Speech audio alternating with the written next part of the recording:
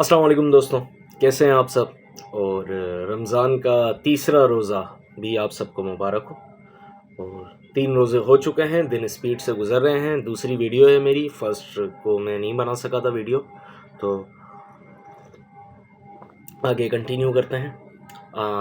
था ये कल मैंने ज़िक्र किया था सूरह बकरा की आयत नंबर 80 से 82 तक का, और वो मैंने आपको उसके अंदर एक टॉपिक था जो एक सिमिलैरिटीज़ हैं हमारी यहूदियों के साथ जो हमने अडॉप्ट कर ली हैं, उसके बारे में मैंने आपको बताया था। अगर वो वीडियो आपने नहीं देखी तो आप देख लें, मैं वीडियो के एंड में उसका लिंक दे दूंगा, आपकी स्क्रीन पे आ जाएंगी, तो उसे भी आप देख लें। और आज हम जिक्र करेंगे एक और सूरह बकरा की ही आयत की, तकरीबन 10 आयतों का आज हम जिक्र करेंगे। आयत नंबर 200 से लेके 210 तक। तो टॉपिक जो है उसमें ये है, जो बात चल रही है, जहाँ से बात शुरू हुई है, तो वो ये है कि हज के बारे में बताया जा रहा है, कुर्बानी के बारे में बताया जा रहा है, अल्लाह की तरफ से जो ऑर्डर आ रहे हैं। जैसे कि मैंने आपको बताया था कि सूरह बकरा के अंदर ऑर्डर हैं, यहूदियों से भी बात हुई है, उनके बारे में भी बताया गया है, और भी कुछ बातें हुई हैं, और ज़्यादातर जो है सूरह बकरा के अंदर ऑर्डर ही बताए गए हैं, क्योंकि वो कुरान का स्टार्ट है, एक इंट्रोडक्शन हुआ है। तो हज वगैरह की सारी और कुर्बानियों की सब कुछ ऑर्डर देने के बाद, उसके बाद आगे जो कन्वर्सेशन है वो स्टार्ट होती है। और ये है, मैंने कल भी आपको बताया था, अगर इस्लाम 360 आपने डाउनलोड नहीं की तो कर लें, आपको प्ले स्टोर से मिल जाएगी, बड़ी यूज़फुल ऐप है। तो शुरू करते हैं। स्क्रीन पे आपके पास यहाँ स्क्रीनशॉट आ जाएगा। तो सूरह बकरा आयत नंबर 200, बिस्मिल्लाहिर्रहमानिर्रहीम। फिर जब अपने हज के अरकान अदा कर चुको, तो जिस तरह पहले अपने आबाओ अजदाद का जिक्र करते थे, इसी तरह अब अल्लाह का जिक्र करो, बल्कि इससे भी बढ़ के। मगर अल्लाह को याद करने वाले लोगों में भी बहुत फ़र्क है।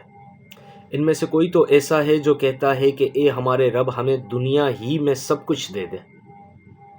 ऐसे शख्स के लिए आखिरत में कोई हिस्सा नहीं। सूरह बकरा आयत नंबर 201 अगली। और कोई कहता है कि ए हमारे रब, हमें दुनिया में भलाई दे और आखिरत में भी भलाई, और आग के अजाब से हमें बचा। तो यहाँ हम अपनी दुआ सही कर सकते हैं। आयत नंबर 200 और 201 में अक्सर मतलब जो दुआ का प्रोटोकॉल है, सबसे पहले तो मैं वो बताता हुआ चलूँ। दुआ का प्रोटोकॉल ऐसे नहीं है, मतलब बाज़ औक़ात मैंने लोगों को देखा, ये दुआ मांगने का तरीका नहीं है। दुआ इज़ अ थिंग, जैसे आप अल्लाह से बात कर रहे हैं। बाज़ औक़ात लोगों ने नमाज़ ख़त्म की, वो अपने आप में दुआ मांग रहे होते हैं, अल्लाह माफ़ कर दे, अल्लाह माफ़ कर दे, अल्लाह माफ़ कर दे, मतलब ऐसे नहीं है, ऐसे नहीं हो सकता। आप अल्लाह से बात कर रहे हैं, उसका वो एक प्रोटोकॉल है। सबसे पहले अल्लाह की तारीफ़, उसके बाद सबसे पहले अल्लाह की तारीफ़, उसके बाद रसूलुल्लाह मोहम्मद सल्लल्लाहु अलैहि वसल्लम पर और उनकी आल पर सलामती, ठीक है, उन पर दुरूद व सलाम आपने भेजना है। और उसके बाद एक प्रोटोकॉल है दुआ का, जो आपने तरीके से दुआ मांगनी है, जो भी आपको चाहिए। मतलब आप बात किससे कर रहे हैं, ठीक है। आप अपने बॉस से बात नहीं कर रहे, आप अपने सेठ से बात नहीं कर रहे, अपने दोस्त से बात नहीं कर रहे, मतलब यानी कि ऐसे ही दुनियावी दोस्त जो आपके साथ उठते बैठते खाते पीते हैं, आप उनसे बात नहीं कर रहे, आप अल्लाह से बात कर रहे हैं। उसका एक प्रोटोकॉल है, तो उस प्रोटोकॉल के तहत हमने चलना है। यहाँ पर एक और किस्सा भी है, जिसकी जो ये दुआ का जिक्र हो रहा है, कि रसूलुल्लाह एक बार एक सहाबी के पास गए, नाम मैं उनका भूल रहा हूँ, वो उनके पास गए तो उनकी तबीयत सही नहीं थी, उनकी तबीयत बुरी से बुरी होती जा रही थी, बहुत ख़राब थी उनकी तबीयत, और बड़ी ही अजीब कंडीशन हो गई थी। तो रसूलुल्लाह जब उनसे मिलने के लिए गए, तो उन्होंने पूछा, बोला तुम दुआ मांगते हो नमाज के बाद? उन्होंने कहा जी हाँ, मैं मांगता हूँ। तो रसूलुल्लाह ने पूछा, बोला क्या मांगते हो दुआ में? तो उन्होंने कहा कि मैं अल्लाह से ये मांगता हूँ कि अल्लाह तूने जो भी मुझे अजाब देना है इस दुनिया में दे दे, क्योंकि वहाँ का अजाब तो मैं नहीं झेल पाऊँगा, वो तो अजाब बहुत बड़ा होगा, मैं उसे नहीं झेल पाऊँगा। तूने जो भी मुझे तकलीफ़, जो भी अजाब देना है इस दुनिया में दे दे। तो रसूलुल्लाह ने बड़ी हैरत से देखा उन्हें, और फिर उनसे पूछा, बोला तू क्या अल्लाह को ऐसा समझता है कि अल्लाह के ख़जाने में कोई कमी है? मतलब वो क्या तुझे दोनों जहां की नेमतें नहीं दे सकता? तुझे ये दुआ नहीं मांगनी चाहिए। تمہیں اپنی اس دعا کو بدلنا چاہیے اور کہنا چاہیے کہ اے اللہ دنیا اور آخرت میں مجھے اپنی نعمتوں سے نواز۔ یہ اسی کے بارے میں بات ہو رہی ہے، مطلب جو رسول اللہ نے جو بات کی تھی وہ یہاں یہ سورہ بقرہ کے اندر اس کا ذکر ہے کہ جب بھی دعا مانگو تو یہ مانگو۔ میں پھر سے ریپیٹ کرتا ہوں، اور کوئی کہتا ہے کہ اے ہمارے رب ہمیں دنیا میں بھلائی دے اور آخرت میں بھی بھلائی اور آگ کے عذاب سے ہمیں بچا۔ نیکسٹ پہ آتا ہے سورہ بقرہ آیت نمبر 202۔ ایسے لوگ اپنی کمائی کے مطابق دونوں جگہ حصہ پائیں گے اور اللہ کو حساب چکاتے کچھ دیر نہیں لگتی، بے شک۔ نیکسٹ آیت 203۔ یہ گنتی کے چند روز ہیں جو تمہیں اللہ کی یاد میں بسر کرنے چاہیے، پھر جو کوئی جلدی کر کے 2 ہی دن میں واپس ہو گیا تو کوئی حرج نہیں، اور جو کچھ دیر زیادہ ٹھہر کر پلٹتا تو بھی کوئی حرج نہیں، بشرط یہ دن اس نے تقوی کے ساتھ بسر کیے ہوں، یعنی کہ کسی کی زندگی لمبی ہے کسی کی چھوٹی ہے، سب اپنے حساب سے۔ اللہ کی نافرمانی سے بچو اور خوب جان رکھو کہ ایک روز اس کے حضور میں تمہاری پیشی ہونے والی ہے۔ نیکسٹ آیت 204۔ انسانوں میں کوئی تو ایسا ہے جس کی باتیں دنیا کی زندگی میں تمہیں بہت بھلی معلوم ہوتی ہیں، اور اپنی نیک نیتی پر وہ بار بار خدا کو گواہ ٹھہراتا ہے، مگر حقیقت میں وہ بدترین دشمن حق ہوتا ہے۔ ایسے لوگ ہمارے آس پاس بہت ہیں۔ جیسے جیسے دنیا آخرت کی طرف جا رہی ہے، قیامت کی طرف جا رہی ہے، ویسے ویسے معاملات بگڑتے ہی جا رہے ہیں۔ یہ سب اچھا ہو جائے گا، سب اچھا ہو جائے گا، لیکن وہ عیسیٰ علیہ السلام کے آنے کے بعد اچھا ہوگا۔ امام مہدی علیہ السلام اور عیسیٰ علیہ السلام کے آنے کے بعد ہوگا۔ ابھی تو بد سے بدتر ہی ہوتا جا رہا ہے، اللہ ہی رحم کرے۔ نیکسٹ آیت 205۔ جب اسے اقتدار حاصل ہو جاتا ہے تو زمین میں اس کی بھاگ دوڑ اس لیے ہوتی ہے کہ فساد پھیلائے۔ ہم نے دیکھا ہے کھیتوں کو غارت کرے اور نسل انسانی کو تباہ کرے، حالانکہ اللہ جسے وہ گواہ بنا رہا تھا فساد کو ہرگز پسند نہیں کرتا۔ نیکسٹ آیت نمبر 206۔ اور جب اس سے کہا جاتا ہے کہ اللہ سے ڈر تو اپنے وقار کا خیال اس کو گناہ پر جما دیتا ہے۔ ایسے شخص کے لیے تو بس جہنم ہی کافی ہے اور وہ بہت برا ٹھکانہ ہے۔ ہم نے اکثر دیکھا ہے انا کے اندر کوئی آ جاتا ہے اور پھر وہ اپنی غلطی نہیں مانتا، اسے یہ ہوتا ہے کہ میں 10 لوگوں کے اندر میں نے جو بات چلا کے کہی تھی اب میں اس سے کیسے مطلب رجوع کروں، میں نے تو بڑی چلا کے کہی تھی، کیونکہ وہی بات ہے کہ رجوع کرنے کے لیے بڑی ہمت کی ضرورت ہوتی ہے، اور یہ ہمت والے لوگوں کا کام ہے، یہ کم ظرفوں کا کام نہیں ہے، تو وہ پھر اڑ جاتے ہیں اپنی جگہ پہ۔